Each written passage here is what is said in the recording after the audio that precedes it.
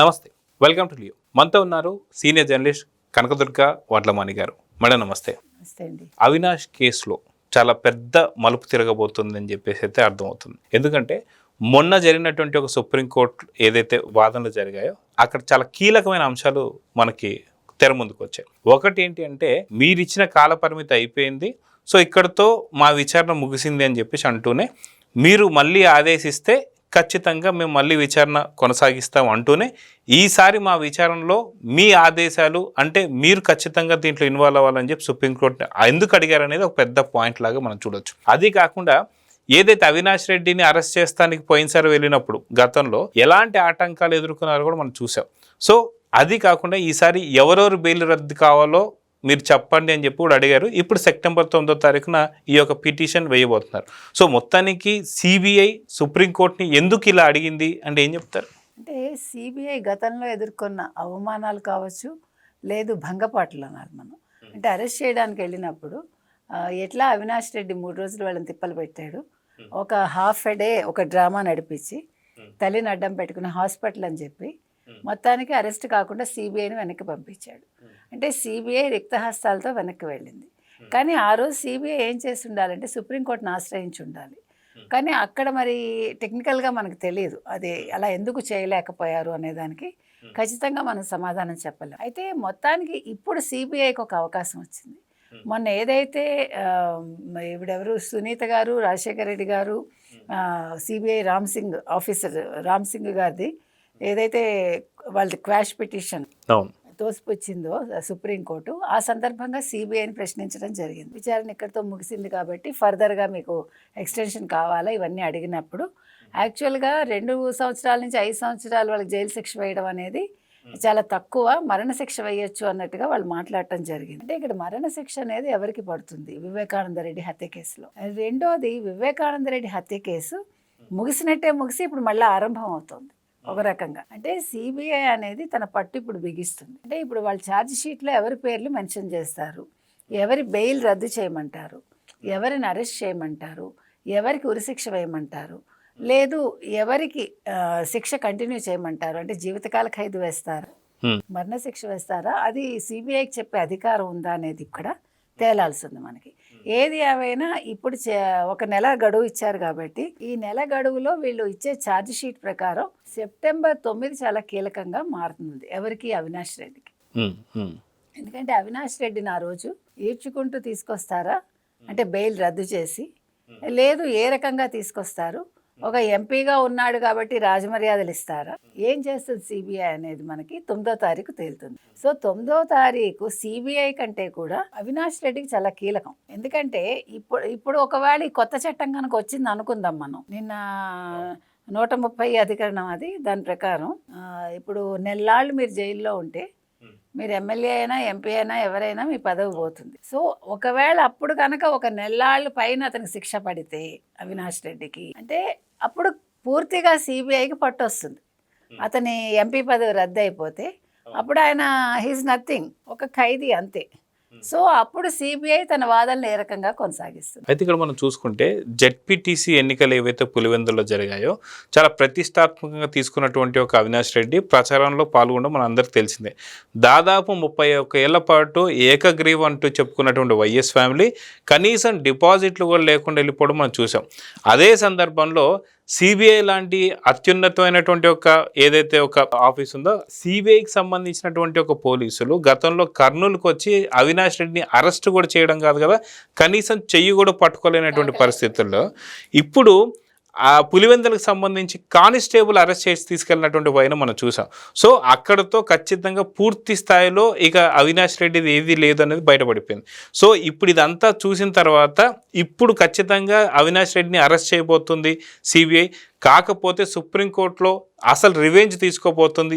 ఎందుకంటే 2019 నుంచి 2024 దాకా ఎంత కష్టపెట్టారు సిబిఐ అనేది పూర్తిగా ఇప్పుడు రివెంజ్ తీసుకోబోతుంది అనేది అర్థం చేసుకోవచ్చు అంటారు. ఖచ్చితంగా మీరు అన్నట్టుగా సినిమా కరెక్ట్గా ఒక సినిమా మీకు నడిచింది. నిన్నటి వరకు నువ్వు టచ్ చేయి చూద్దాం అన్నాడు అవినాష్ రెడ్డి. ఇవాళ ఒక కానిస్టేబుల్ నేను టచ్ చేయడం కాదు, నేను అరెస్ట్ చేసి తీసుకెళ్ళాడు. So see the difference. ఇవాళ పులివెందుల ప్రజలు ఏమన్నారండి, ఒక జెడ్పీటీసీ ఎన్నికల ముందు రోజు వాళ్ళు డబ్బులు పంచుతుంటే అధికారులు పట్టుకుంటే మా డబ్బులు మాకు పంచనివ్వండి, తర్వాత మీరు అరెస్ట్ చేసుకోండి అన్న. అంటే దే ఆర్ డిసైడెడ్ ఆల్రెడీ.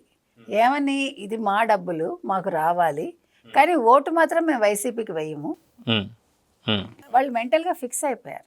అందుకని మా డబ్బులు మాకు ఇవ్వనివ్వండి స్వామి అన్నారు వాళ్ళు. సో అక్కడ వీళ్ళు ఏమనుకున్నారు, అబ్బో మనం 100 కోట్లు ఖర్చు పెట్టాము, రేపు మందే పులివెందులు అనుకున్నారు. ప్రజలు ఏమన్నారు, పులివెందులు నీదేంటి పిచ్చోడా, అయిపోయింది మీది, మీ కథ అంతాను ముగిసిపోయింది.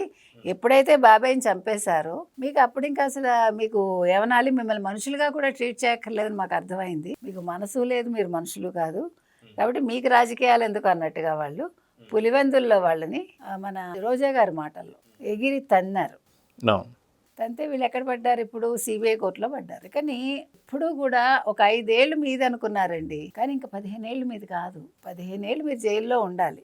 తర్వాత రాజు ఎవరో మంత్రి ఎవరో, అప్పటికి వీళ్ళకి పిల్లోడు కాస్త పెద్దోడు అవుతాడు కదా. చిన్న పిల్లోడు పెద్దోడు అయ్యాక ఏం చేస్తాడు, ఇంట్లో కూర్చొని భజన చేసుకోవాలి. ఈలోగా మన జగన్మోహన్ రెడ్డి గారు ఏమవుతారు, మరి ఆయన జీవితకాల ఖైదు వేస్తారో ఆయనకి ఏం వేస్తారో మనకు తెలియదు. సో ఇప్పుడు ఇక్కడ మనకి వివేకానంద రెడ్డి గారి హత్య అనేది ఈ వైసీపీ వాళ్ళు చేసి ఉండకపోతే ఈరోజు అవినాష్ రెడ్డి చక్రం తిప్పి ఉండేవాడు. పులివెందులు కావచ్చు, కడప కావచ్చు, మొత్తం. కానీ ఒక అత్యాస అనేది మనిషిని, ఒక బంగారు బాతుగుడ్డు పెట్టి ఒక బాతుని చంపినట్టుగా ఒక ఎంపీ పదవి కోసం వీళ్ళు ఒక వివేకానంద రెడ్డి గారిని చంపేశారు. అంటే అక్కడ సొంత బాబాయ్ అనే ఆలోచన లేకుండా జగన్మోహన్ రెడ్డి చేస్తే ఈయన దానికి వత్తాసు పలకటం ఏంటి, అసలు వద్దన్నా ఇలాంటివి చేయకూడదు, మనం చంపడం ఎందుకు, ఆయన బతిమాలుకుందామని ఆయన మర్యాదగా అడుగుంటే ఆయన ఇచ్చేవాడేమో.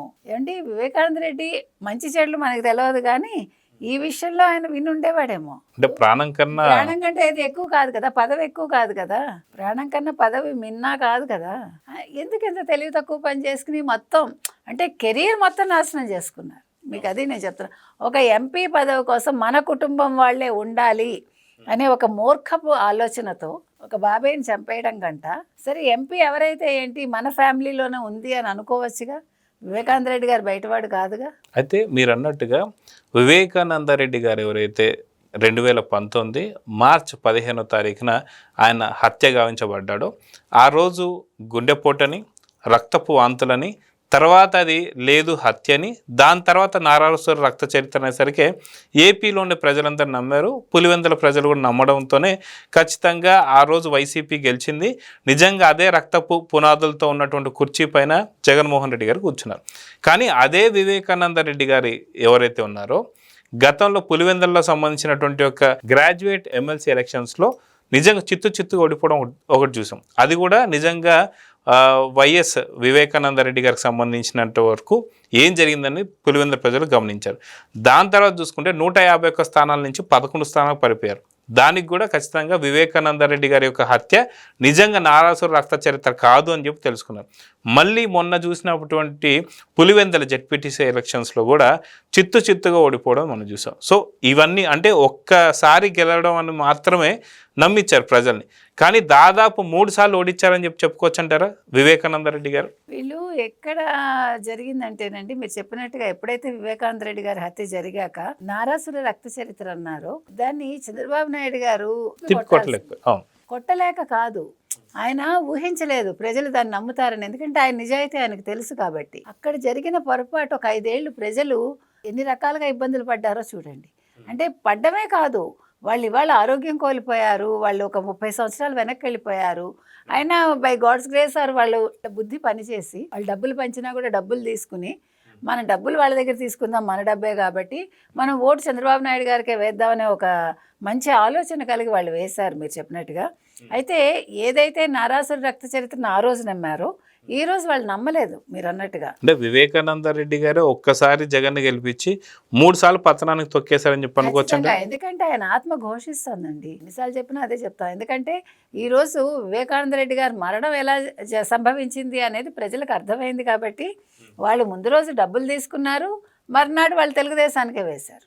అంటే ఎంత వైజ్గా ఉన్నారో చూడండి మీరు ప్రజలు. ఇది కావాల్సింది కదా. అంటే మీరు అన్నట్టుగా ఒక కానిస్టేబుల్ ఇవాళ అవినాష్ రెడ్డిని అరెస్ట్ చేయగలిగాడంటే ఈరోజు వైసీపీ వాళ్ళ పట్టు, ముఖ్యంగా రాజారెడ్డి ఫ్యామిలీ కావచ్చు, వైఎస్ ఫ్యామిలీ కావచ్చు, లేదు జగన్మోహన్ రెడ్డి నాదే అంతా అనుకుంటున్నాడు కాబట్టి అతని పట్టు కూడా అక్కడ సడలిపోయింది పూర్తిగా అనేది మీకు నిర్ద్వంద్వంగా తెలుస్తోంది అక్కడ.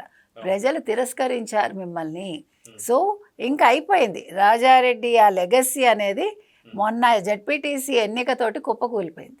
అవును. ఇంకా మీరు మళ్ళా కలలో కూడా అక్కడ జగన్మోహన్ రెడ్డి వస్తాడనో లేకపోతే అవినాష్ రెడ్డికి ఇంకా స్థానం ఉంటుందనో మరొకటనో అనుకోవటానికి లేదు. ఈసారి జగన్మోహన్ రెడ్డి వెళ్తే కనుకైతే ఆయనకి దమ్ముంటే ఆయన మడమ తిప్పను అంటాడు కాబట్టి ఒక్కసారి ప్రజల మధ్య ఒక్కడిని వెళ్ళి తిరగమనండి. అప్పుడు ప్రజలు ఏం చెప్పాలో ఆ రోజు చెప్తారు. ఎందుకంటే సొంత బాబాయ్ని చంపిన వాడివి ఏ ముఖం పెట్టుకుని నువ్వు మా దగ్గరికి వచ్చావు అని అడగకపోతే అప్పుడు నన్ను అడగండి. ఎందుకంటే ప్రజలకు అన్నీ అర్థమయ్యాయండి. గతంలో వాళ్ళకి తెలియదు, వాళ్ళు మోసపోయారు. నిజం అనుకున్నారు. నారాసుర రక్త చరిత్ర ఒక అట్లా గొడ్డలు పెట్టి అట్లా రక్తం కారుతూ చంద్రబాబు నాయుడు గారు ఫోటో పెట్టేసరికి వాళ్ళకి అయోమయంగా ఉండింది. అంటే ఒక మోసం అది. సాక్షి పేపర్ తప్ప ఇంకోటి రానివ్వరు కదా. వేరే మీడియా వచ్చుంటే ఏ రకంగా ఉండేదో నిజానిజాలు తెలిసేవి. అంటే అన్నీ ఊహించని విధంగా జరిగిపోయాయి. ఈసారి వైసీపీ ఊహించని విధంగా, జగన్మోహన్ రెడ్డి అవినాష్ రెడ్డి కల్లో కూడా ఇలా జరుగుతుందని ఊహించని విధంగా అన్నీ జరిగాయండి. వాళ్ళ పతనం అనేది ఒక పులివెందులా ఒక ఒంటిమిట్ట తేల్చి పడేసింది. కాబట్టి నెక్స్ట్ వాళ్ళు వెళ్ళాల్సింది మీరు చెప్పినట్టుగా September 9th. It's a dead line for Avinash Reddy and Jaganmohan Reddy.